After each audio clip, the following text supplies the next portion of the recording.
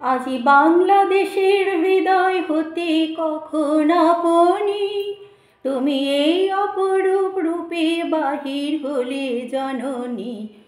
ওগো মা, তোমায় দেখে দেখে আঁখি না ফিরে, তোমার দুয়ার আজি খুলে গেছি সোনার মন্দিরে। ওগো মা।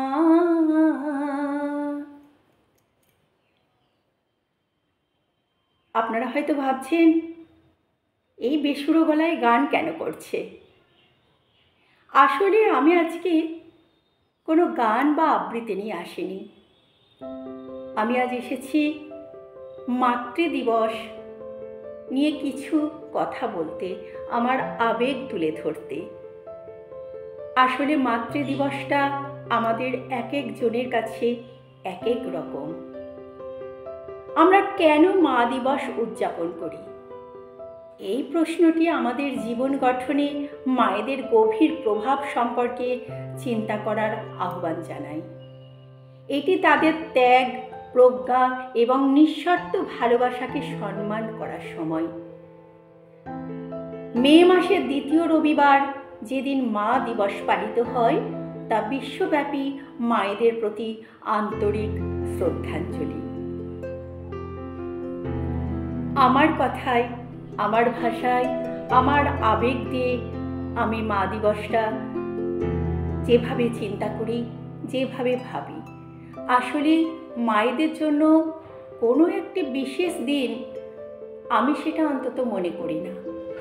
মায়েদের জন্য সারাটা জীবনই থাক, মায়েদের সঙ্গে আমরা বেঁচে থাকি, মায়েদের সান্নিধ্যে থাকি, এটাই আমার কামনা। মা কি সেটা হয়তো আমরা সবাই জানি, এটা মা, কিন্তু সেভাবে আমরা ফিল করি না। মা যখন না থাকেন তখন আমরা তার অস্তিত্বটা বুঝতে পারি, থাকতে বুঝতে পারি না। এই বিশ্ব মাতৃদিবসে আমি সকল মায়েদের জানাই আমার সশ্রদ্ধ প্রণাম। এক আকাশ ভালোবাসা, এক দিগন্ত ভালোবাসা, এক সমুদ্র ভালোবাসা তোমার জন্য রইল মা। আমার তরফ থেকে অনেক অনেক ভালোবাসা, যে ভালোবাসার মাপ হয় না, সেই ভালোবাসা আমি তোমায় দিলাম মা। আজকের জায়গায় এসে আমরা এখন সব কিছুতে ভীষণ ব্যবসা করে ফেলি, সব কিছুর মধ্যে ভীষণ মূল্য আনার চেষ্টা করি, কিন্তু মায়ের ভালোবাসা কি কোনো মূল্য দিয়ে কেনা যায়? মায়ের অস্তিত্বটা কি আমরা সত্যিই সবাই ঠিকঠাক বুঝতে পারি? মায়ের মূল্যায়ন কি আমরা করতে পারি? আমি হয়তো খুব আবেগপ্রবণ হয়ে পড়ি, আমি আমার ভিতরটা ভীষণভাবে প্রতিবাদী, যে কোনো জায়গাতে আমি একটা প্রতিবাদ করে ফেলি। এটা আমার সহজাত প্রবৃত্তি, এটা হয়তো খারাপ, অনেকে খারাপ চোখেই দেখেন। আমি যেখানেই যাই সেই সাবজেক্টটা নিয়ে, সেই বিষয়টা নিয়ে যদি ঠিকঠাক মূল্যায়নটা না হয় আমি ভীষণভাবে প্রতিবাদ করে ফেলি। তো সেইখান থেকে আমি প্রথমেই একটি ক্ষমা চেয়ে নিচ্ছি সবার কাছে, যে আমি যেটা বলবো সেটা আমার মনের আবেগ, মনের ভালোবাসা, মন থেকে আমি যেভাবে মাকে ভাবতে চাই আমি সেটাই বলতে চাই এখানে। মা হলেন আমাদের আবেগ, আমাদের ভালোবাসা, এ কথা বলার অপেক্ষা রাখে না। কিন্তু এই মাকে ভালোবাসার জন্য কি বড় বড় পোস্ট দেওয়ার দরকার আছে? এই দিনে মা তোমায় আমি ভালোবাসি, মা তোমায় আমি ভালোবাসি, আমরা অনেকে অনেক কিছু বলি, পোস্ট করতে থাকি। এই তো সেদিনই, মানে গতকাল গেছে মাতৃদিবস, আমি সেদিন পোস্ট করতে পারিনি। আজকে আমি একটু বলছি মাকে নিয়ে। একজন 2 বছর আগে তার মাকে তাড়িয়ে দিয়েছেন, বিতাড়িত করে দিয়েছেন বাড়ি থেকে, তিনি আজ একটা বিশাল পোস্ট করেছেন মাকে নিয়ে। কি ভীষণ ভয়ানক না? ভয়ানক এই কারণেই বলছি, আমরা যেটা সবসময় সামনে তুলে আনি সেটাই যে ঠিক তা কিন্তু নয়, তার ভিতরে অনেক কিছু থাকে। তো আমি এদিকে যাচ্ছি না, মা হলেন আমাদের আবেগ। মা কি সেইটা আজকের প্রজন্ম বলবো না, যুগ যুগ ধরেই আমাদের বোঝার দরকার, বোঝার সময় এসেছে। মা কি সেটা আমাদের ভাবার জন্য। এই মাকে আমরা সঠিক মূল্যায়ন দিই না।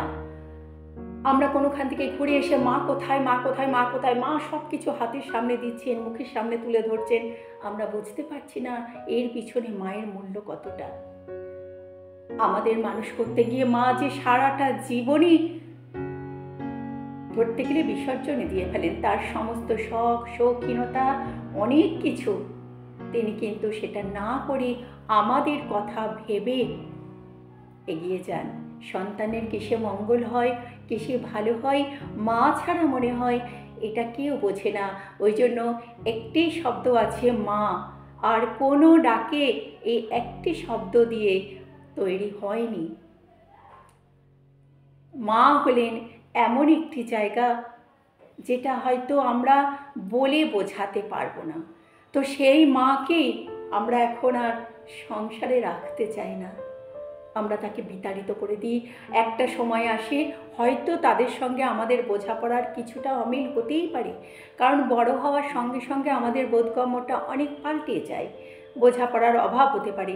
কিন্তু তাই বলে কি মাকে নির্বাসন দেওয়া, মাকে মানসিক কষ্ট দেওয়া, মাকে খেতে না দেওয়া, পড়তে না দেওয়া, ওষুধ না দেওয়া, এটা কি ঠিক?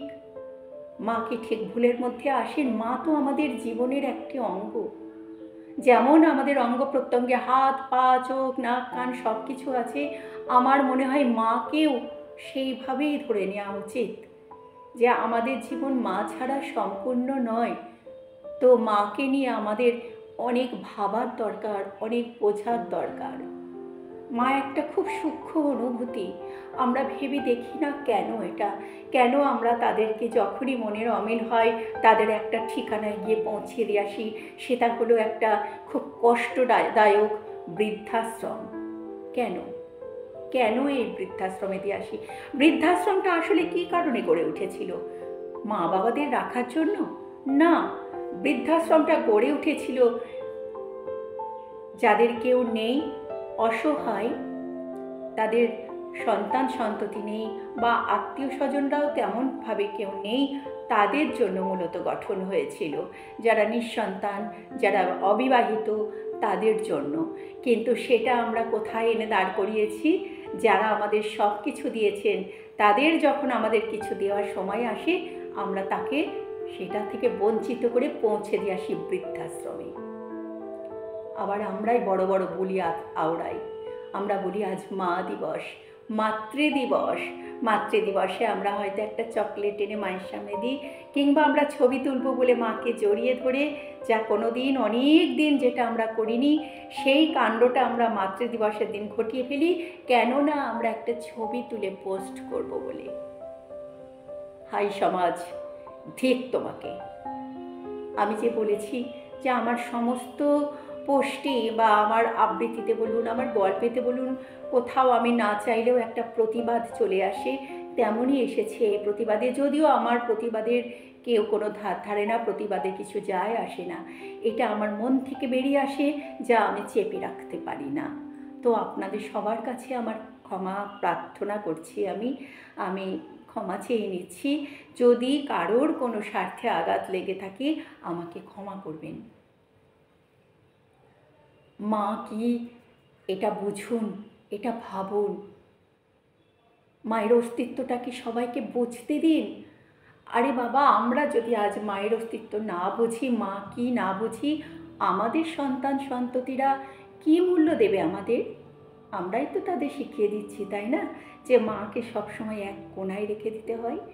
আমরা এখন অনেক মেয়েরা গর্জে উঠেছি যে হ্যাঁ, আমরা বিবাহিত জীবনের পরেও আমাদের মা বাবাকে আমরা দেখব, আমাদের মাকে আমরা দেখব, আমরা আগলে রাখবো। সেই আগলে রাখতে গিয়ে এদিকে যে আমাদের স্বামীর মা বাবাকে আমরা পরিত্যাগ করছি, সেটাও তো মা বাবা। একেই আমরা একটা ধরতে গিয়ে আর একটাকে ফেলে দেব কেন? মা তো মাই হন, তাই না? মায়ের কি কোনো শিক্ষা থাকতে হয়? মায়ের কি কোনো উচ্চ শিক্ষা লাভ করতে হয়? মা কি খুব সুন্দর হতে হয়? মায়ের কি ঐশ্বর্য থাকতেই হয়? না থাকলে কি মা হওয়া যায় না? কেন? মা তো মাই হন। এখানে তো এগুলো খুব অপ্রয়োজন বলে আমি মনে করি। তো যার যেমনই মা হন না কেন, তিনি হয়তো নিরক্ষর হতে পারেন, স্বাক্ষর হতে পারেন, হয়তো দেখতে অত সুন্দরী না হতে পারেন, বা সুন্দর হতেও পারেন, বা কোনো একটা তার খুঁত থাকতেই পারে, কিন্তু আমাদের জেনে নিতে হবে উনি আমাদের মা। সেই শ্রদ্ধাটা যদি আমরা প্রতিটি মায়ের প্রতি প্রতিটা সন্তান রাখতে পারি, তাহলে হয়তো বৃদ্ধাশ্রমগুলো আর এত একটি ভূমিকা পালন করতে পারে না। বৃদ্ধাশ্রম নিশ্চয়ই থাকবে তাদের জন্য যারা অসহায়, যাদের চারকুলে কেউ নেই, তাদের জন্য। কিন্তু যাদের সন্তান সন্ততি আছে, তাদের ঠিকানা কেন বৃদ্ধাশ্রম হবে? এই প্রশ্নটা আমাকে ভীষণভাবে নাড়া দেয়। এই প্রশ্নের উত্তর কি আপনাদের কাছে আছে? তাহলে আমাকে জানাবেন, আমি খুব উপকৃত হব। তা আর কিছু আমি বলতে চাই না। আজকের মতো এখানেই শেষ করলাম। ভালো থাকবেন, সুস্থ থাকবেন। আমি বিচিত্রা দিদি সব সময় চেষ্টা করব আমার মনের আবেগ তুলে ধরার জন্য, সেটা প্রতিবাদ দিয়ে।